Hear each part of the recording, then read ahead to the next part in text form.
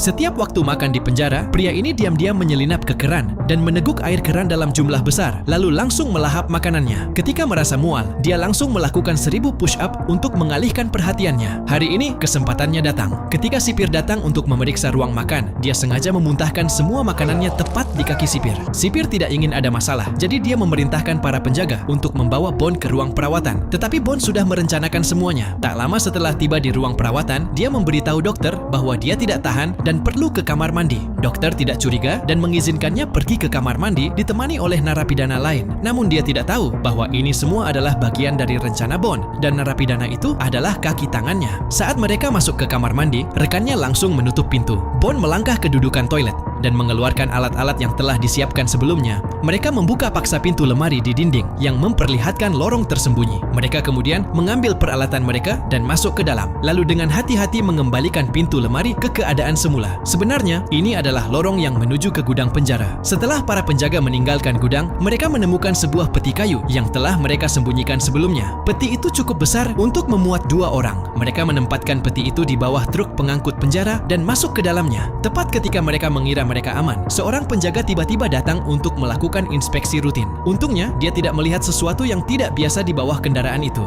Karena tidak menemukan apapun, dia membiarkan truk pengangkut itu pergi. Ketika truk berhenti di sebuah pom bensin, keduanya menyelinap keluar dan melompat ke dalam mobil sport yang telah mereka siapkan sebelumnya untuk kemudian pergi. Sebenarnya, ini bukan sekadar pelarian penjara biasa. Mereka berencana menggunakan alibi mereka yang masih berada di penjara untuk merampok brankas bawah tanah di arena pacuan kuda. Mereka pertama-tama menggunakan bom buatan sendiri untuk meledakkan menara sinyal arena pacuan kuda, sehingga semua pembaca kartu mengalami kerusakan. Orang-orang mengira itu hanya gangguan jaringan dan mulai memasang taruhan dengan uang tunai. Staf memasukkan uang tunai ke dalam wadah dan mengirimkannya melalui pipa ke brankas bawah tanah. Sementara itu, kaki tangan Bond di penjara sengaja memicu konflik dan melancarkan kerusuhan besar-besaran untuk memberi Bond cukup waktu untuk kembali ke penjara. Ketika sipir mengetahui tentang pemberontakan tersebut, ia segera memerintahkan semua pintu, jendela, dan koridor dikunci. Dan itulah yang Bond harapkan. Para narapidana menggunakan nampan dan kertas timah untuk menutupi semua jendela dengan rapat, dan bahkan mengoleskan kecap asin ke seluruh kamera agar staf penjara tidak dapat melihat apa yang terjadi di dalam penjara. Pada saat yang sama, Bond menggunakan bom yang berhasil meledakkan pipa yang terhubung ke brankas. Dia kemudian menggunakan alat peniup untuk menyedot semua uang tunai. Setelah uang tersebut memenuhi 20